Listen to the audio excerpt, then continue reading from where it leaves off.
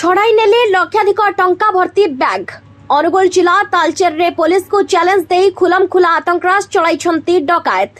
स्थानीय गोपाल प्रसाद थाना निकटस्थ जगाबलिया पेट्रोल पंपरू आज 4 मुखा पिंधा दुर्बृत्त बंधुक एवं खंडा देखाई लक्षाधिक टंका लुटि नेइछंती। अभियोग मुताबक दुर्बृत्त माने सेल्समैन को खंडारे आक्रमण करी टंका भर्ती बैग छड़ाई नेइथिले।